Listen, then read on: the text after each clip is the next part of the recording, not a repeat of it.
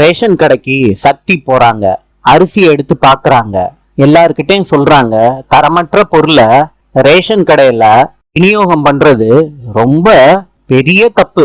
சக்தி அங்கிருந்து கிளம்பிட்டு அவங்க வேலை பார்க்குற ஆபீஸுக்கு போறாங்க.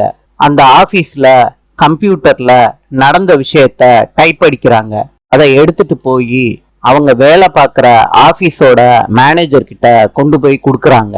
அவங்க கிட்ட சொல்றாங்க, இதுக்கு பின்னாடி பெரிய விஷயம் இருக்குன்னு நான் நினைக்கிறேன் சார். சக்தி கிட்ட சொல்றாங்க அவங்க மேலாளர், உங்க ஆர்டிக்கல் முக்கிய நியூஸா வரும் நம்ம பேப்பர்லன்னு சொல்றாங்க.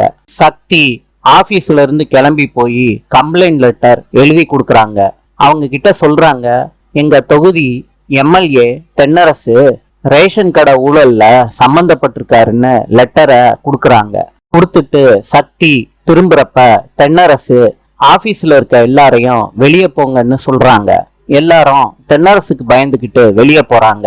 தென்னரசு சக்திய வான் பண்றாரு, உன்னால என்னைய எதுவும் செய்ய முடியாது சொல்லிட்டு தென்னரசு கிளம்பி போயிடுறாரு.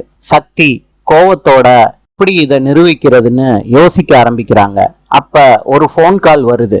ரேஷன் கூடவுன்ல இருந்து ரேஷன் பொருளை கடத்துறாங்கன்னு சக்திக்கு நியூஸ் கிடைக்குது.